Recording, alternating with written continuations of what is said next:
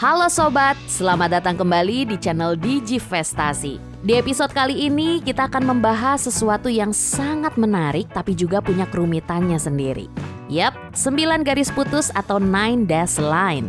9 garis putus ini berada di Laut Cina Selatan yang menyebabkan ada ketegangan antara Cina dan negara tetangganya. Cuman sebenarnya ada apa sih sob? Kenapa sih pada saling memperebutkan? Buat yang penasaran, jangan skip video ini ya. Pertama-tama kita cari tahu dulu, apa sih 9 garis putus itu? Jadi gini, isu ini berhubungan dengan klaim wilayah yang diajukan oleh Cina di Laut Cina Selatan. Klaim ini pertama kali muncul lagi tahun 1947. Dari sejak itu sudah menyebabkan banyak perselisihan. Gak cuma Cina aja tuh, negara-negara ASEAN seperti Malaysia, Filipina, dan Vietnam juga memiliki klaim wilayah yang sama.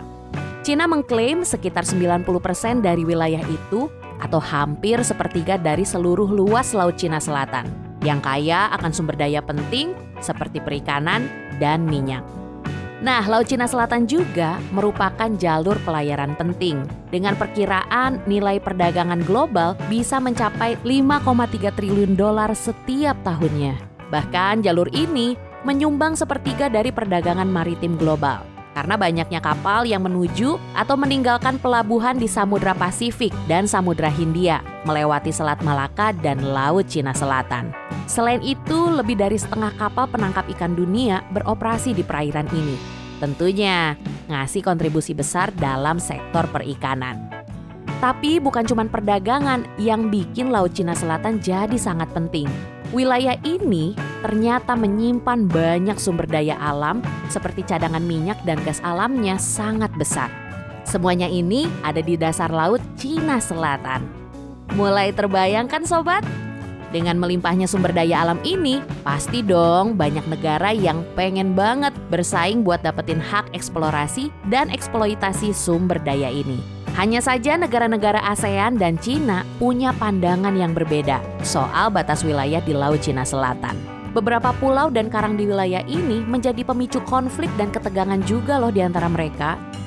Pada tahun 2014, Cina bahkan membangun pulau-pulau buatan di beberapa wilayah yang juga diklaim oleh negara-negara ASEAN.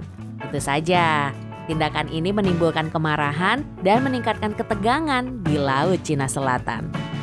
Sebagian negara ASEAN seperti Filipina bahkan membawa masalah ini ke Mahkamah Arbitrase Internasional lagi tahun 2016.